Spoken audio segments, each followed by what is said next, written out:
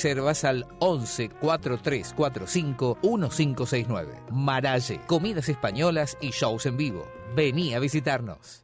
Asociate a APREVA, Asociación Civil Prensa Básquetbol Argentina. Rindo. Optimizamos el rendimiento de tus equipos de trabajo fusionando la psicología deportiva, la comunicación y el management. Para el deporte y para empresas. Más info en www.rindo.com.ar. El mejor gimnasio te espera. OnFit es de primera. En OnFit vamos a cuidarte. En OnFit venimos a encontrarte. Hoy es un buen momento para ponerte al día con esa serie que tanto te gusta o terminar de pintar ese estante que quedó por la mitad. A nosotros nos gusta que nos elijas para viajar, pero hoy queremos que elijas cuidarte y cuidarnos. Podés viajar mañana. En Urquiza, reprograma tus pasajes sin costo, comunicándote al 0810 222 5212 o escribinos por redes sociales. A esta situación le ganamos entre todos. Yo reprogramo. Nadir es el nombre del vidrio y está presente en los mejores momentos, en un encuentro con amigos, en un almuerzo con la familia, en una cena romántica. Nadir es sinónimo de compartir y sus productos se distribuyen en todo el país. Conoce más acerca de Nadir ingresando en www.nadirargentina.com. También podés seguir a Nadir Argentina en Facebook e Instagram. Seguí a Uno contra Uno en Twitter, @UQWeb, Facebook, /UQWeb Radio, Instagram, @UQWeb y visita nuestro sitio, unocontraunoweb.com.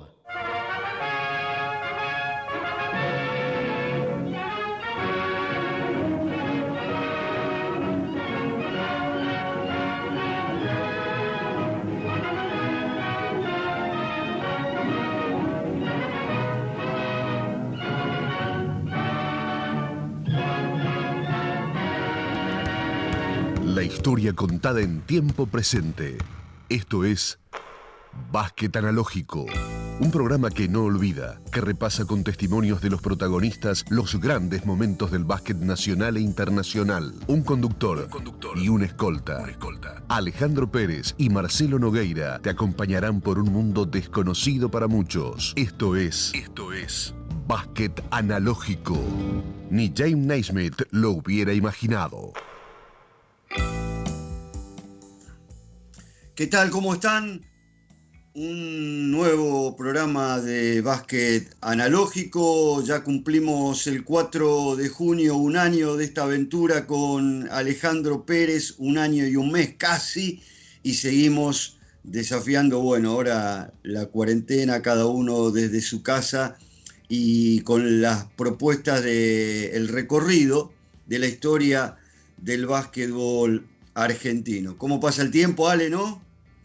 Es cierto. ¿Cómo te va, Marcelo? El saludo para todos. Y mirá, con esta gilada, cómo ya superamos un año cuando nadie apostaba 2 mangos para que 2 salames se la pasaran hablando de la historia del básquetbol argentino.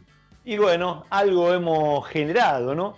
Así que, y sobre todo haciéndolo, siguiendo haciéndolo con muchas ganas, con verdadera pasión, porque hablar de los hechos o los personajes que han marcado la historia del básquetbol argentino, en algunos casos de manera positiva, en otras negativa, pero lo importante es que eso es el básquetbol argentino, esa es toda su historia, no es solamente la medalla de oro de los Juegos Olímpicos ni el Campeonato Mundial del 50, la historia es toda. Y en la misma bolsa entran lo bueno y lo malo, lo lindo y lo feo, lo agradable y lo desagradable. Y acá estamos para contarlo, ¿no? Tratando de contarlo de la manera más verídica, de la manera más actual y sobre todo de contarlo con protagonistas que hayan vivido esos momentos. Y hemos tenido la suerte de contar con la ayuda de mucha gente que se ha sumado a esta idea y que ha aportado sus recuerdos, sus vivencias, sus experiencias y nos ha enriquecido a todos, ¿no? Exacto, y hoy con una muy linda propuesta que es repasar un poco la vida de un jugador distinto de nuestro básquet, como Ricardo Darío Alix. Distinto, así decían todos que era, Ya vamos a hablar con Carlos Tapia, quien fuera compañero de esa época, con Armando Grimberg, un entrenador también de esa época, íntimo amigo de León y que lo vieron muy de cerca. Un jugador que, sin embargo, tuvo, como vos ya vas a repasar, muy poca participación en la selección argentina y también una historia complicada a nivel personal, porque de muy joven perdió a sus padres, también en un hecho delictivo a uno de sus hermanos que fue apuñalado, y prácticamente que, bueno, se crió solo y el básquetbol fue de alguna manera su contención. Sí, yo voy a empezar lamentablemente por el final. Ricardo Alix murió muy joven, a los 57 años, y vos y yo estuvimos en el día del entierro porque teníamos un cariño muy especial por Ricardo, en mi caso porque tuve la suerte de haberme cruzado con él durante varios años, porque fue entrenador de San Andrés, fue entrenador mío durante varios años, y lo conocí.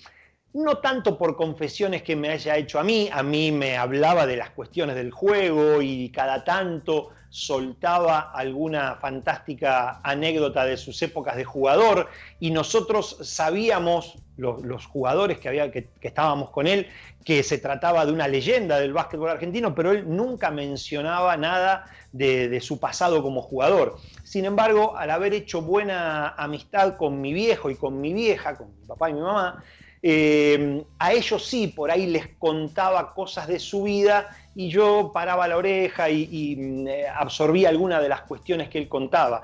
Pero decía que voy al momento de su entierro en el cementerio de la Chacarita y me quedaron grabadas dos cuestiones. Una, dos frases que le escuché a gente que lo conocía mucho. Primero, me impactó la cantidad de gente que había en ese entierro en el cementerio de la Chacarita. Me impactó muchísima gente.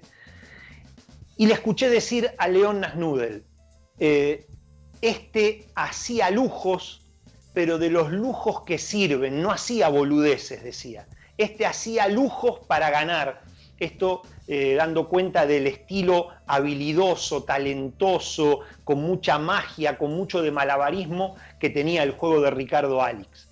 Y León, que vos sabés que no era un tipo que regalaba elogios, que haya tenido esas palabras de Ricardo, me impactó. Y lo otro, mucho más gracioso, era de un ex compañero, de Carlitos Dáquila, lamentablemente también desaparecido, también muy joven.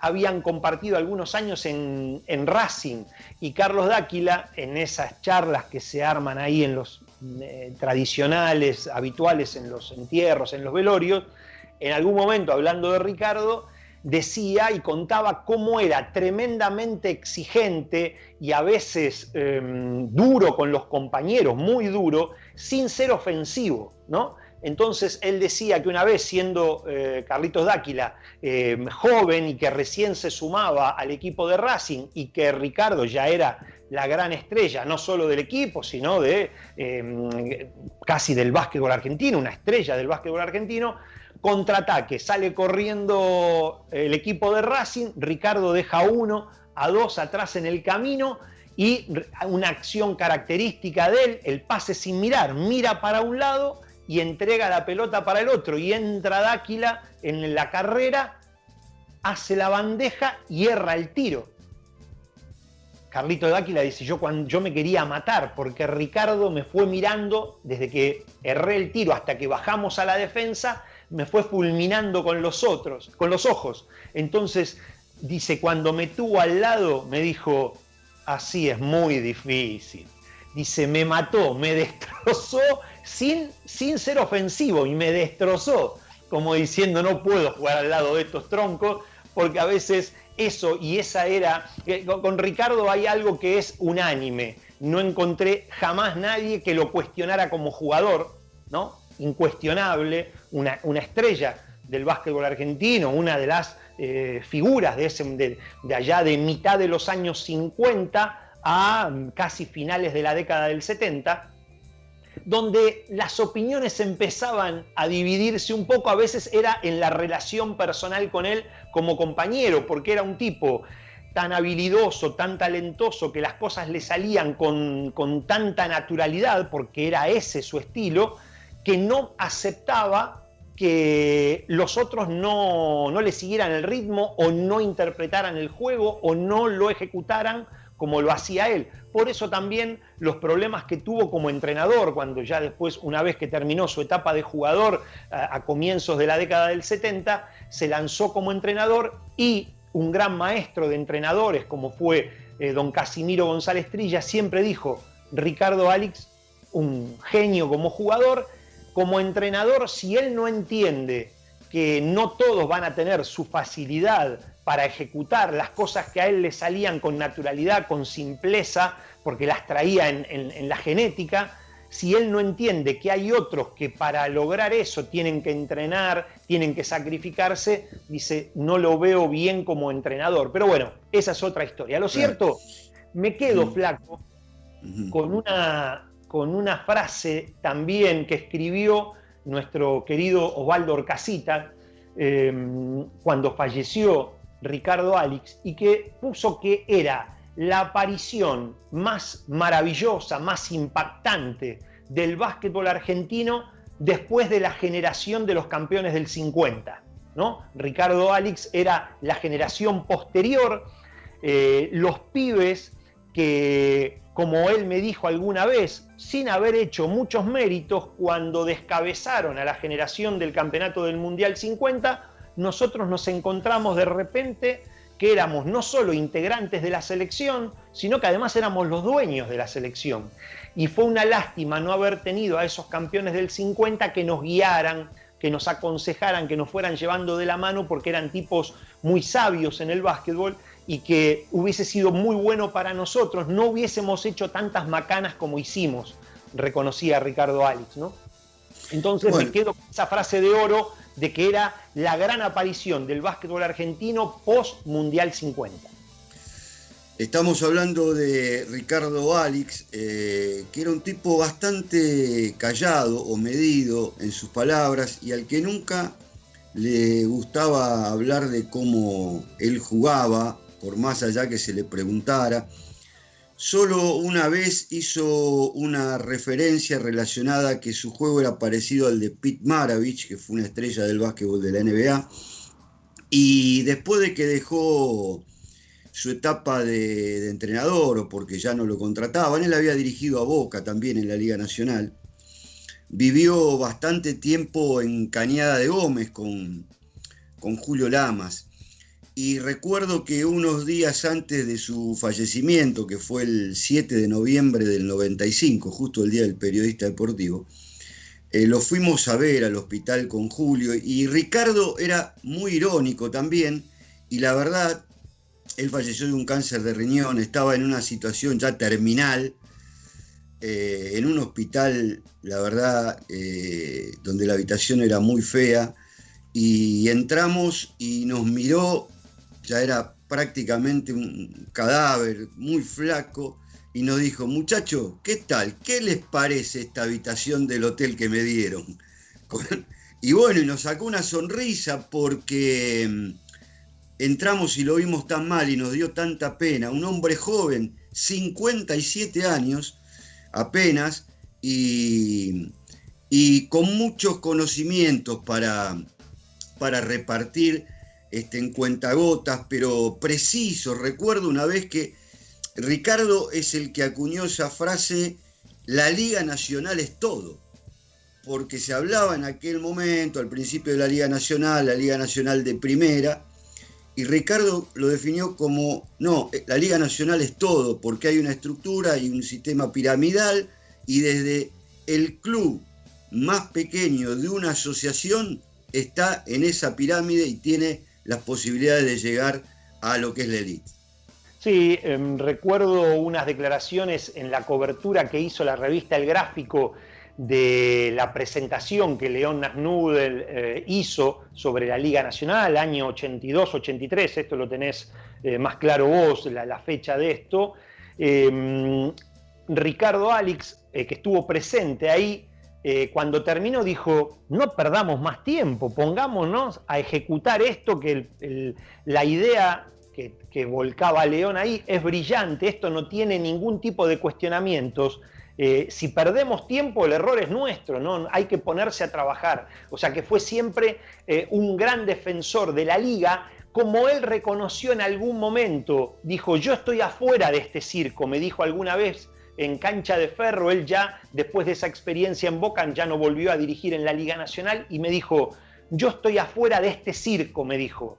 Pero esto es lo mejor que le pasó a la historia del básquetbol argentino. Ricardo, que tenía una lectura de la realidad, una lectura del básquetbol maravillosa, maravillosa, sin egoísmo. Él dijo, yo estoy afuera de esto, pero el camino es este, hay que seguir por acá. Esto fue años 88, 89 y 89, 90. Y él reconocía eso, ¿no? Como que la liga estaba por encima de todo. Pero Ricardo fue un jugador maravilloso, insistimos, un jugador que tenía el estilo basado en el talento, en la habilidad.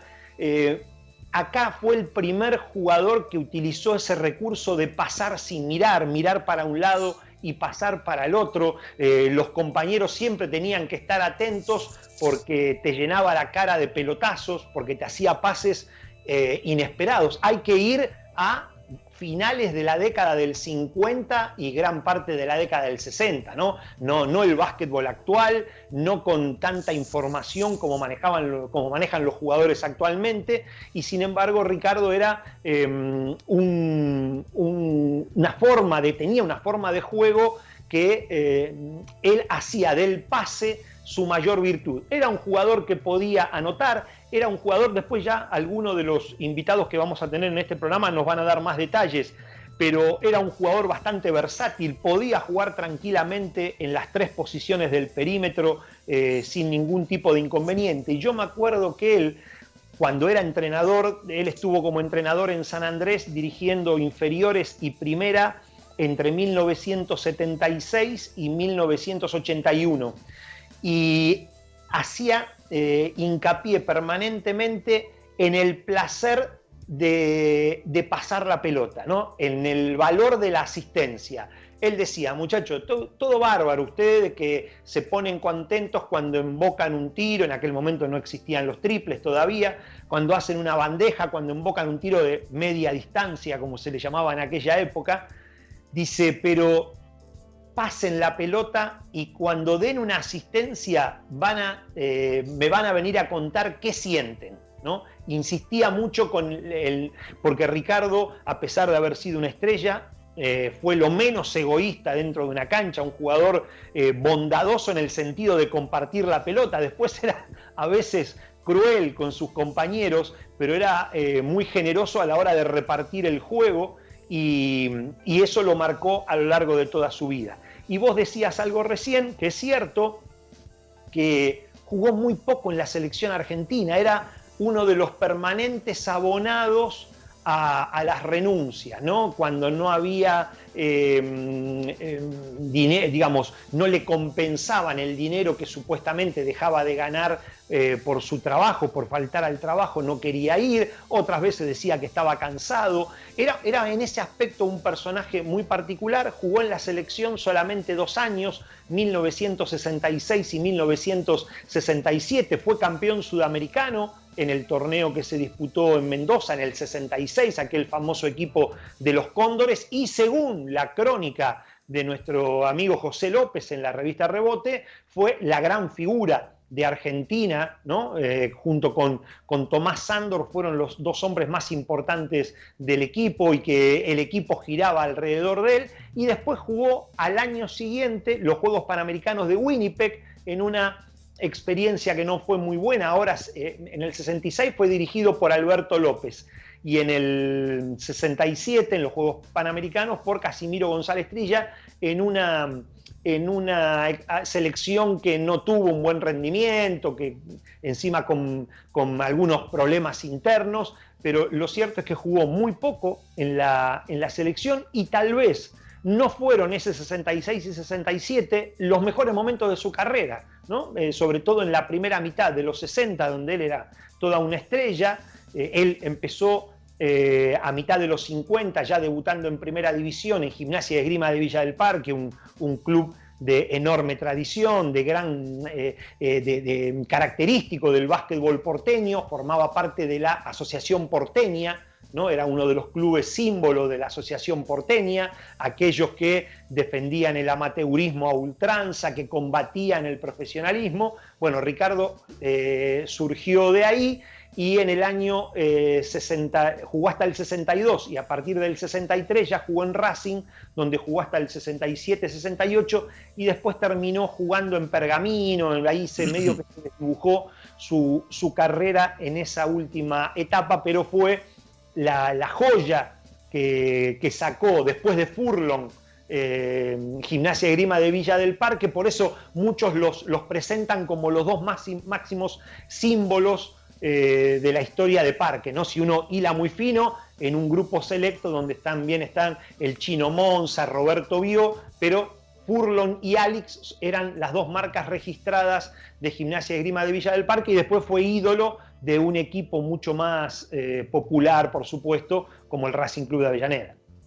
Mirá, ya está conectado Armando Grimberg. Antes de que vos lo presentes como corresponde, para los que están siguiendo esta emisión también por la web, que se pueden ver imágenes, lo veíamos a Ricardo entregándole un premio, el premio Revelación, a Alejandro Montecchia en 1990, porque eran las épocas de la revista Solo Básquet, y nosotros decidimos que el nombre del premio Revelación llevara el de Ricardo Darío Alix, porque durante mucho tiempo él fue el jugador más joven en debutar en la selección, con 17 años y 8 meses, y por supuesto queríamos de alguna manera agasajarlo. Pero Ale, presentalo a Armando. Sí, pero primero te corrijo, no fue que decidiste con muy buen criterio vos, fue una idea tuya que por supuesto que acompañamos, pero la idea fue tuya, y era súper merecido que el premio al jugador joven llevara el nombre de Ricardo Alix en un justo homenaje. Y ahora nos damos un gusto en este programa, donde siempre tratamos de sumar a personajes de la historia del básquetbol argentino, y nos da mucho placer sumar a Armando Grimberg, un amigo de este programa, hombre que tiene una magnífica carrera como entrenador, liderando. Fundamentalmente lo hizo en varios clubes, entre ellos en mi club.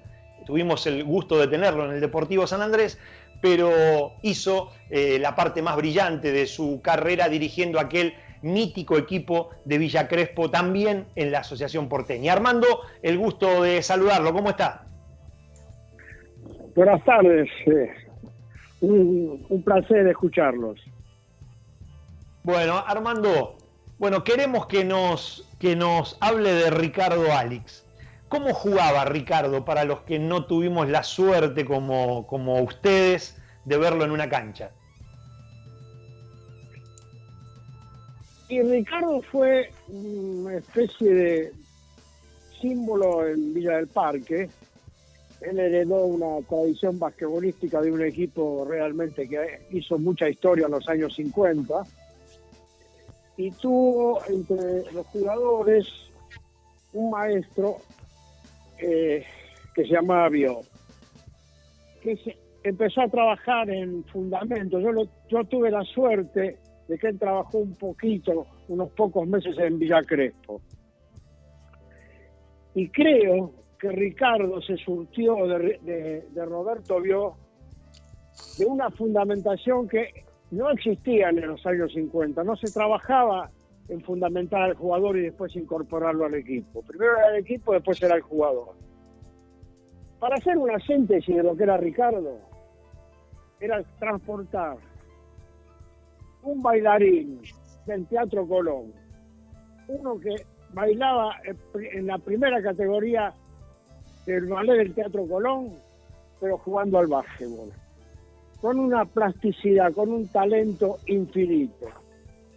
Yo tuve la suerte de verlo jugar en Villa del Parque, y después lo tuve como adversario en los famosos partidos Villa Crespo y Racing. No tengo mucho para decir porque lamentablemente esa época de Ricardo no fue tan buena. Villa Crespo le ganó todos los partidos durante 3 años, pero Ricardo fue un jugador absolutamente fuera de serie para su época. Yo trabajé con Alberto López en el seleccionado de Capital y después tuve la suerte de acompañarlo en el seleccionado argentino, en ese mítico equipo de los Cóndores, que después de casi 20 años logramos un título sudamericano. Y Alice ahí fue una revelación para todo el mundo del básquetbol del interior que no lo conocía, fundamental en el equipo. Yo te diría que aparte de Sándor tenés que agregar a el santiagueño Arce. Bueno, ese equipo fue el que por lo menos después de mucho tiempo logró un título sudamericano. Y Ricardo fue la estrella de ese equipo, no me cabe la menor duda. Armando tiró 2 conceptos extraordinarios. Uno, el que desconocíamos, que era que medio su formador había sido Roberto Bió. De Roberto Bió, más allá de lo que cuentan las crónicas, me queda lo que alguna vez me dijo Oscar Furlong, que me dijo: de todos nosotros era el único que podría haber jugado hoy, porque tenía unos fundamentos, algo que usted recién explicaba, tan maravillosos que le hubiesen permitido jugar en la actualidad. Y después lo de que era un bailarín puesto a jugar al básquetbol. Brillante. Y es cierto que costaba encasillarlo en una posición que era medio un todoterreno ahí del perímetro. Sí, él jugaba de 3, de 4 o de 5 sin ningún problema. Mucha habilidad, mucho talento para cualquiera de esas 3 posiciones. Lo único que le faltó es un tiro de media distancia, digamos, pero cerca del cesto inventaba cosas que nadie conocía, ni para la época. Tengo que decir, ahora me acuerdo que alguna vez él, cuando lo poco que le preguntábamos de cómo jugaba, él decía que metía muchos puntos en penetración y decía: yo no tenía un buen tiro de media distancia, no me caracterizaba por tirar de lejos, sino que lo mío eran más penetraciones. Así que otro buen aporte acá de Armando, flaco. Sí, concretamente. Armando, ¿qué tal? ¿Cómo está? Hola Marcelito, un gusto escucharte. Bueno, tenemos que seguir hablando, y mucho de León, bueno, si tiene ganas en algún momento. Yo te puedo contar historias que nadie conoce, imagínate, me crié con él. Claro, para hablar de León, Armando, para hablar de León, nunca va a dejar de tener ganas, nunca. No, por supuesto.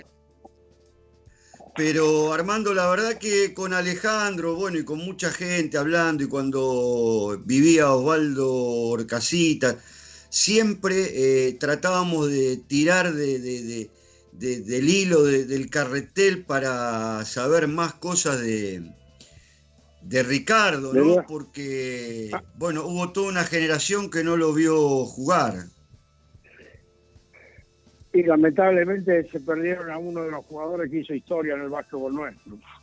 La verdad, un verdadero talento. Y Armando, en eso coinciden todos, ¿no? Todos dicen, nosotros lo decíamos en la apertura, que como jugador un crack inigualable. Ahora era cabrón, ¿no? Era chúcaro adentro de la cancha, no era un tipo dócil. No, bueno, es una característica de esos jugadores que son líderes en el equipo y que le exigen a los demás jugadores el mismo nivel.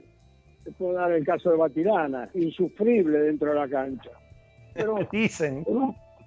Sí, pero por una exigencia, por una autoexigencia que permanentemente se exponían y que querían que los demás mantuvieran ese nivel, y la verdad que era realmente imposible. Ricardo era absolutamente distinto. Sobre todo cuando le tocó la transición, que se diluyó aquel equipo de Villa del Parque que ganó tantos torneos. Y prácticamente él quedó con un equipo que en realidad lo acompañaba. Y su talento era absolutamente disímil con respecto a sus demás compañeros. Y por ahí con ese talento que vos decís, con esa exigencia, y los exprimía, los gastaba a sus compañeros. Pero bueno, era su forma de ser. Era un ganador, quería ganar y era un peleador a muerte de todos los partidos.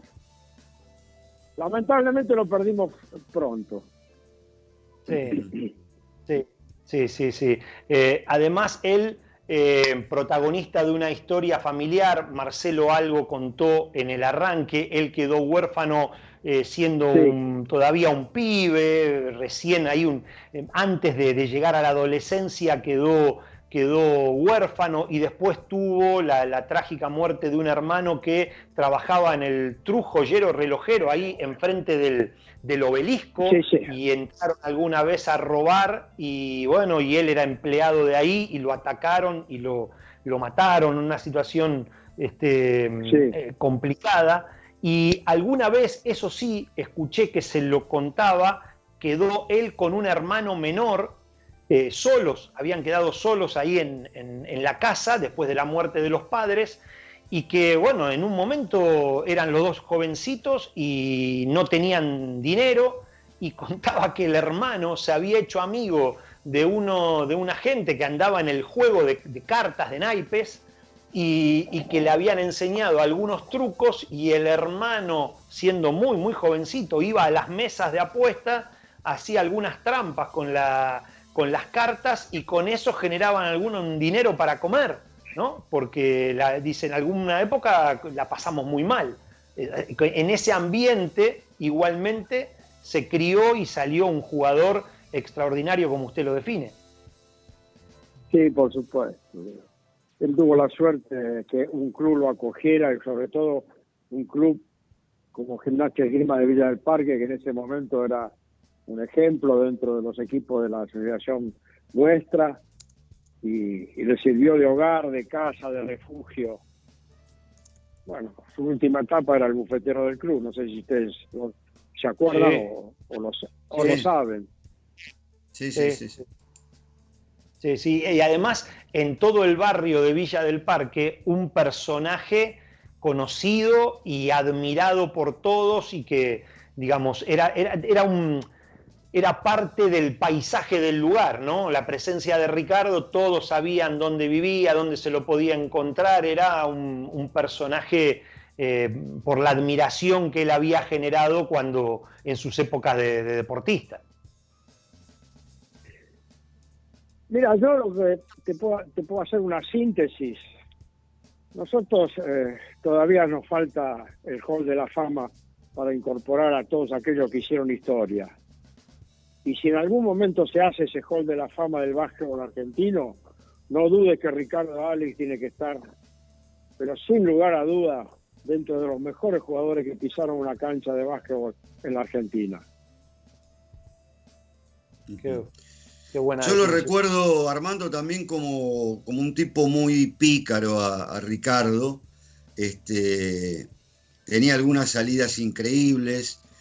Esto ya no como jugador, ¿no? Pero él era todavía un hombre joven, estaba pasando una temporadita ahí en Cañada de Gómez con Julio Lamas, y un día iban caminando rumbo a la cancha y Ricardo llevaba una pelota en la mano y la tiró adentro de una casa, y Julio le dice, pero Ricardo, ¿qué hace? No lo tuteaba, ¿no? Claro.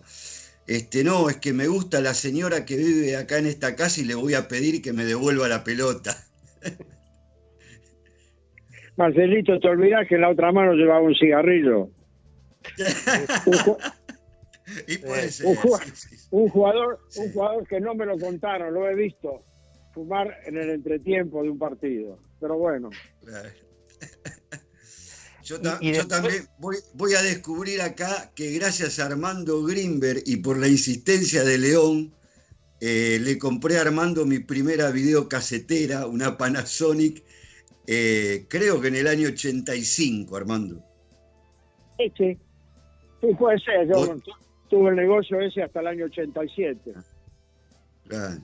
Lo que pasa que en ese entonces, cuando llegué a mi casa con la videocasetera, mi primera mujer me dice, ¿pero qué hiciste? Los únicos ahorros que tenía, te los guardaste. Le digo, me dijo León que lo vaya a ver Armando y le compre una videocasetera para ver los partidos de la NBA. Y así fue. Sí, mirá, ese ejemplo lo podés repetir con infinidad de jugadores que pasaron de la mano de León en mi negocio. Hasta podés consultarlo a Julio Lama, creo que tenía, no sé, si 17 o 18 años. Y bueno, y Paenza, y qué sé yo, cuántos pasaron por ahí para comprar la videocasetera para ver lo poco de deporte que yo traía en ese momento de Estados Unidos. Claro. Bueno, Armando, lo llamamos para hablar de Ricardo. Igual metimos algunas cuestiones que tienen que ver con nosotros y suyas de la historia del básquet y el compromiso para en otra charla. Este programa se llama Básquet Analógico y Ale le habrá explicado.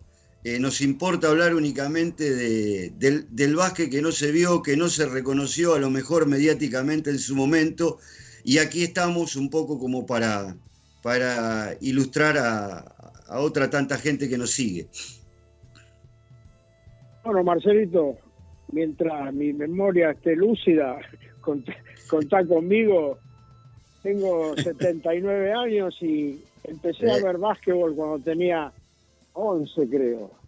Con 11 o 12 años íbamos con León en subte a la cancha de Ateneo a ver los partidos finales de la Asociación Porteña, básicamente aquellos clásicos de Palermo contra Villa del Parque. Así que podés exprimirme mientras me mantenga lúcido. Te mando un abrazo enorme. Armando, ¿qué edad tenían en el año 63 cuando fueron al Mundial de Brasil con León? En el año 22 años. Como los dos del 41. ¿Cómo se les dio por ir al Mundial de Brasil? ¡Qué pasión, por Dios! 22 años. Bueno, Villa Crespo salió campeón en el año 62. Éramos todos amateurs, por supuesto. Y el club me regaló un traje con una camisa y 20.000 pesos por ganar el campeonato. Y León tenía un tío que vivía en Río de Janeiro. Y por supuesto, ¿a quién se le va a ocurrir a ver un campeonato del mundo? A León. Tanto insistió que nos subimos al vapor de la carrera. Pasamos una noche ahí con todos los contrabandistas en el vapor de la carrera. Y nos subimos a un micro que tardó 48 horas en llegar a San Pablo. Y ahí arrancó nuestro periplo en el Mundial del 62. Con 22 años cada uno. Bueno, pero, muy bien. Y Armando, y después es cierto que cuando se pasaban toda la jornada mirando los partidos y cuando llegaban a la casa de los familiares de León, mágicamente siempre había plato de comida y bebida para recibirlos a ustedes. No, increíble como nos trataron. Es verdad, llegábamos y teníamos nuestra comida preparada, la verdad. Bueno, por eso nos quedamos un mes y medio en Brasil. Aprovechamos el rebote familiar y nos quedamos de vacaciones. El torneo duró 10 días nada más. ¿Qué pasó ahí? Imborrable recuerdo ese mundial, por muchas cosas. Bueno, imagínate que el entrenador de Estados Unidos era Garland Pinholster, que el primer libro de fundamento que cayó en mi mano era de la autoría de este personaje. Así que nada, lo exprimimos hasta cualquier hora de la madrugada con la tenacidad de León, por supuesto. Y eso que no hablábamos inglés, hablábamos qué sé yo, qué idioma, pero bueno, nos entendíamos. Armando, muchísimas gracias, le mandamos un abrazo grande. Igual, a su disposición siempre. Chao, chao Armando, gracias. Chao, ahí pasó Armando Grimberg, famoso entrenador de la Porteña, mayormente, después estuvo en la Buenos Aires porque trabajó con otros equipos, pero gran entrenador y sobre todo campeón con Villa Crespo, un equipo mitológico de esos años 60, con Mariani, con Ferelo, con Moyano, con Tato Ross, con Batilana, como una de las grandes figuras, un equipazo ese de Villa Crespo que tenía Armando Grimberg como entrenador, y bueno, más o menos Flaco reafirmando y sobre todo poniéndole ahí algunas definiciones magistrales a la imagen de Ricardo Alix, ¿no? Sí, la verdad que bárbaro todo lo que nos contó Armando, y por suerte quedó en el compromiso para otra emisión de Básquet Analógico, hablar de aquel básquetbol de la década del 60 y bueno, y todo lo vivido en aquel Mundial del 63, que nosotros contamos más de la visión de lo argentino, y él seguramente nos va a poder dar un panorama global de lo que fue el torneo, porque la verdad jugaron muchísimas estrellas. Mientras esperamos el contacto ahí con Carlos Tapia, que está en Nueva York, en los Estados Unidos, ex integrante de aquel equipo muy famoso de Racing de finales de los 60, principios de los 70, que también integró Ricardo Alix, por supuesto. Pero un par de cosas de Ricardo. En algún momento Racing había programado una gira por Europa y Ricardo había planificado su casamiento para esa época, y entonces le comunicó a los dirigentes de Racing que él no iba a ir a la gira porque se iba a ir de luna de miel, merecida, por supuesto, con su esposa, y los dirigentes casi infartan cuando le dijeron, no podemos ir sin vos, el equipo lo publicitamos con vos en el plantel, no tenés que venir. Y Ricardo, bueno, medio que dijo, bueno, voy con la condición de que lleven a mi esposa también. Entonces Ricardo hacía luna de miel, ¿no? Y estaba separado del equipo, digamos, hacía luna de miel, vida de mielero, pero tenía que ir a los partidos. Entonces aparecía en los partidos, jugaba y después iba con su esposa a cumplir la luna de miel. Pero bueno, ahora sí, estamos conectados con la ciudad de Nueva York. Ahí nos está recibiendo amablemente Carlos Tapia, el pivot de aquel equipo de Racing, que fue uno de los principales animadores de la Asociación Porteña. Carlos, ¿cómo le va? El gusto de tenerlo acá en Básquetbol Analógico, acá con Marcelo Nogueira. Lo saludamos. ¿Cómo anda? ¿Qué tal? Mucho gusto. Gusto de verlos. Muy bien acá. Bueno. ¿Cómo estás, Carlos? Tanto tiempo que no nos vemos. No sé si te acordás que estuvimos en el año 91 en Nueva York con León. Sí. Pero si no me equivoco, estuvimos en una cena en el restaurante de Dáquila, quizás. Claro, también. Pero la del 91 fue increíble porque fuimos a un playground en New Jersey, en Orange, ¿te acordás? Sí. Recuerdo, cómo no. Y la época de León siempre lo tengo presente. Fueron muchos años que venía. Hay que decir que Carlos es un importante joyero en Nueva York. Exacto. Era, ya ya te no soy más. Carlos. No, ya me retiré ya. Bueno. No. Estamos acá y te invitamos para hablar un poco de Ricardo Alix, que para nosotros es una figura que siempre está presente y que lamentablemente por edad Alejandro y yo no vimos jugar. Y bueno, estamos recurriendo a los que fueron compañeros o jugaron en contra de él, para que nos den una pincelada. Y Ricardo, por ejemplo, yo te diría que creo que fue a Racing en el 63, pero estando en Parque ya había salido en la tapa del Gráfico. Y en esa época salir en la tapa del Gráfico un jugador de básquet era un poco difícil, para que tengas idea de lo que era. Era un jugador excepcional, con mucha creatividad. En la cancha era un fenómeno. Podía jugar cualquier puesto. No hablemos fuera de la cancha. Fuera de la cancha era bravo, ¿no? Sí, un poco de genio, ¿viste? Pero bueno, eso pasa con los cracks. Todos tienen algo para compensar. Como jugador era un fenómeno, la verdad que era un fenómeno. Yo creo que estaba un escalón o dos por encima del resto. ¿Cómo lo describiría? Y con mucha noción, mucha vista del juego, de la cancha, te digo, podía jugar en cualquier puesto. Compararlo con algún jugador de la época, no sé, una mezcla de Michael Jordan con quizás Sí. LeBron James, mucho de Ginóbili también, cosas así, ¿no? Realmente no se pueden comparar. Es como si me dijeran a mí, yo era más, estaba más del lado de Dennis Rodman que de Michael Jordan, ¿entendés? Claro. Y Carlos, aquel equipo Sí. tan famoso de Racing, Chaer y usted, cerca de él, usted era el pivot, Chaer era el 4, el ala pivot, y Ricardo, ¿quién más completaba ahí ese equipo? Bueno, estaba Chiche Guerrero, estaba Paco Araujo, estaba Luis Villa, estaba Romanela. Realmente el equipo entraba Guerrero, Villa, entraba Leo, entraba yo, entraba a veces, estuvo jugando también García Castro una época, Romanela.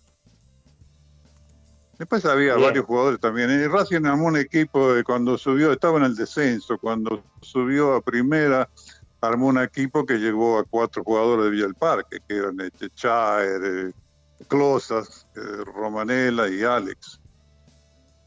Y Claro. inclusive fue Dáquila que jugaba conmigo en Jeva en esa época. Y yo me Claro. fui con otro muchacho, con Rodríguez, a Urquiza. En ese año fuimos un poco los rivales de Racing, también en el 63.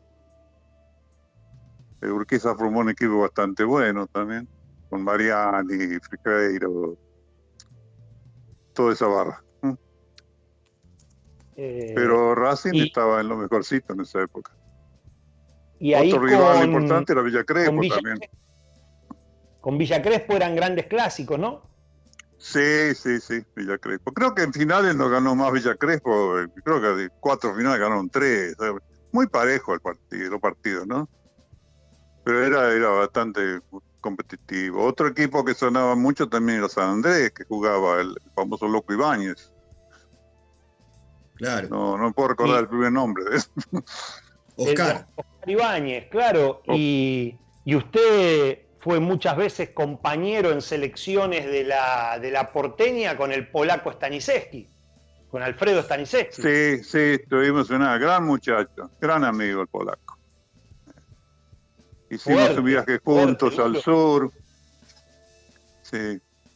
De esa época.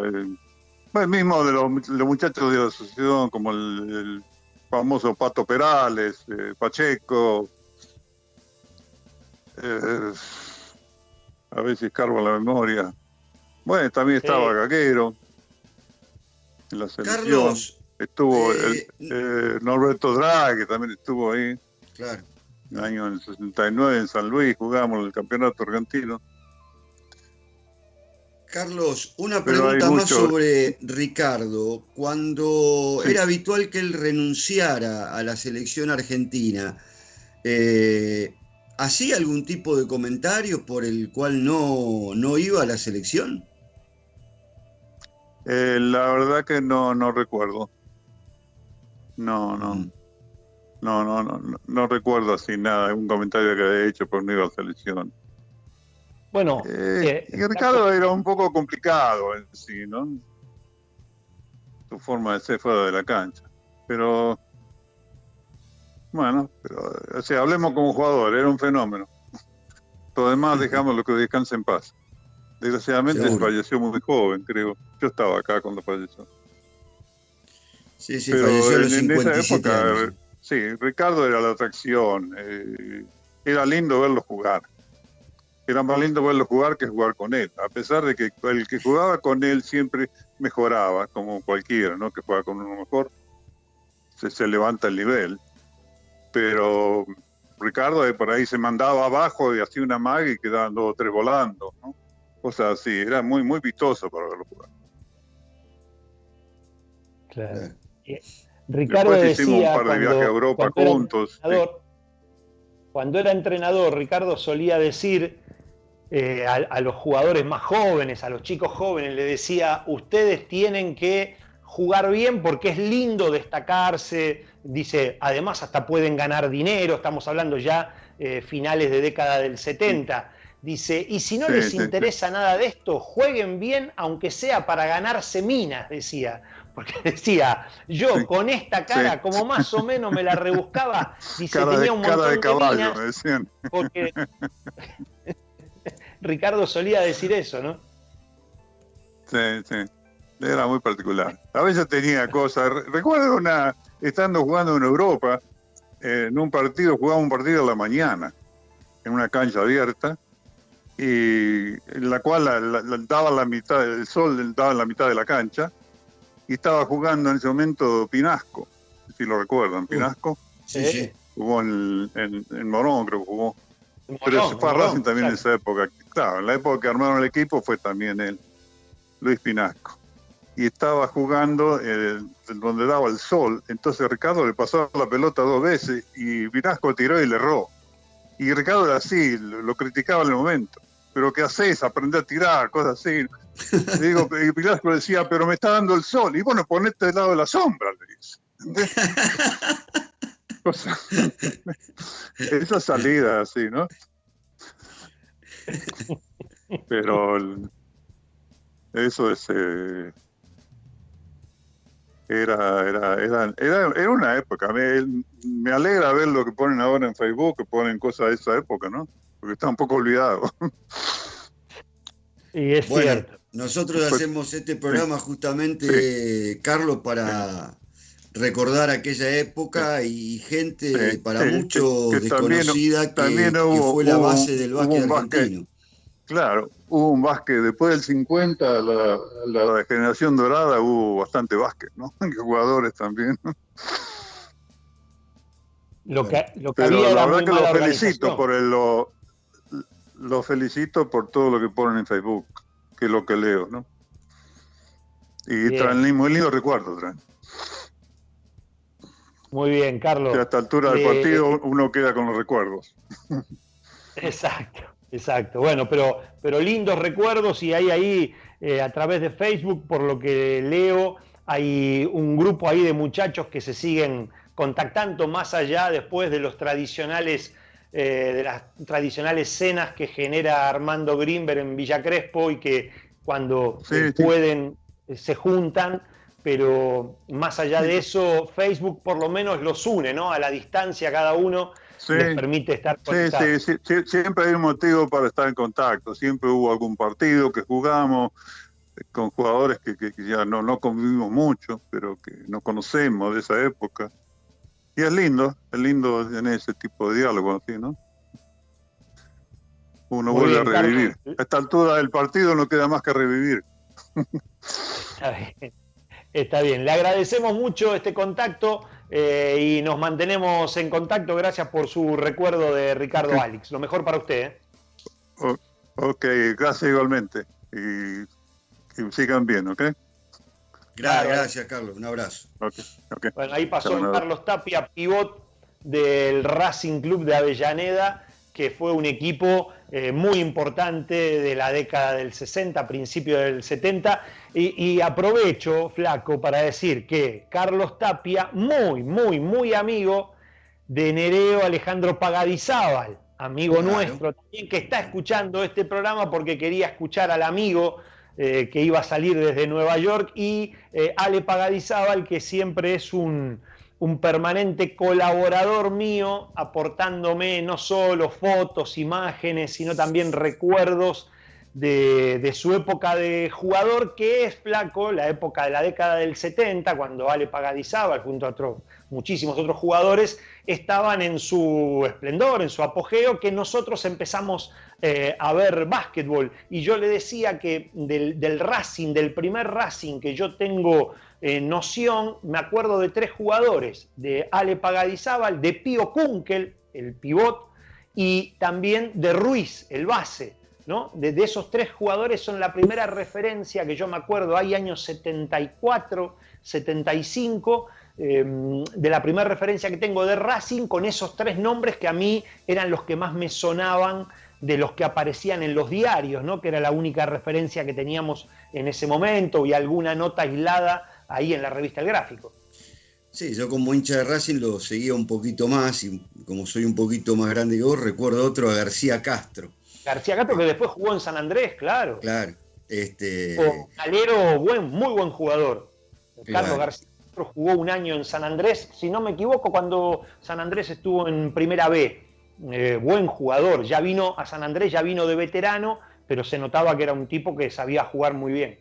Y también de ese Racing famoso de los 60, que Carlos Dáquila siempre me decía, recordame vos cómo era la formación inicial, que te acordás más, pero yo nunca lo vi jugar. Vos tuviste a Ricardo y creo que a Closas de entrenador también. Sí, poquito, Claro. pasó breve él por San Andrés, pero llegué a tenerlo, y él venía de dirigir Ferro, entonces, vamos, nosotros lo veíamos como que fue después de Saro Closas en Ferro, vino la época de León, ¿no? Claro. Pasó a dirigir León el equipo, pero Saro Closas también, gloria tanto de Parque como de Racing. Después sí tuvo una buena trayectoria como entrenador, ¿no? De ese tridente de Parque que se trasladó a Racing, que era Closas, Alix y Chaer, ¿no? Leónidas Chaer era un tridente ganador. Y después de que vos lo tuviste en San Andrés, yo lo tuve a Saro Closas en La Cera, de entrenador también. Así que compartimos amistad con Ricardo Alix, por suerte, lo tuviste como entrenador, con Carlos Dáquila, con Saro Closas. Bueno, todas glorias del básquet argentino de los 60. Alejandro, hacé vos el cierre, porque ya se viene en un minuto Sergio Kaneski con otra emisión de 2 horas de Orígenes, bueno, para escucharlo también a él, ¿no? Siempre que hablamos de Ricardo Alix, hablamos muy seguido, vos, Julio Lama, yo, que lo conocimos un poquito más de cerca, digamos, para gente de nuestra generación que no tuvo tanto acceso a él, y siempre cuando hablamos de él, hablamos con alguna sonrisa, por anécdotas como la que contaste vos, como la que conté yo, que Ricardo era un tipo muy, muy profundo y muy divertido a la vez. Sin embargo, cuando después de todo esto que decimos, me queda cierto dejo de nostalgia por su ausencia, porque es un tipo al que podríamos haber disfrutado mucho tiempo más, y de esos tipos muy positivos, aún estando fuera del ambiente del básquetbol, con su mirada profunda, insisto, aguda, hubiese sido una buena referencia para todos nosotros. Pero me queda algo de bronca, porque qué lástima que esa clase de personajes, él y otro montón más, que no pudieron agarrar una mejor época del básquetbol argentino en cuanto a estructura. Qué lástima que a todos esos muy buenos jugadores, de los cuales Ricardo era uno de los más destacados, no tuvieron una estructura interna del básquetbol argentino que los hubiese acompañado de mejor manera, porque verdaderamente es cierto, esto es contrafáctico, ¿no? Que hubiese pasado, sí, pero lo cierto es que uno le queda el convencimiento íntimo de que si estos tipos, esta clase de personajes tan buenos, tan profundos, como podemos sumar entre mil otros, el Beto Cabrera, el Fino Herman, Cadillac Raffaelli, no sé, un montón de jugadores más, que si hubiesen tenido mejor acompañamiento de la estructura del básquetbol argentino, no sé hasta dónde podrían haber llegado, y seguro hubiesen llegado a mucho más de lo que fueron, y fueron grandes jugadores. Qué lástima que estos tipos se perdieron una mejor época del básquetbol argentino. Ale, nos vamos, chau. Nos vamos, les agradecemos que nos hayan acompañado. La semana próxima más recuerdos de la historia del básquetbol argentino. Chau, hasta luego. Básquet analógico. Ni James Naismith lo hubiera imaginado. En cada pique hay un latido, y en cada cancha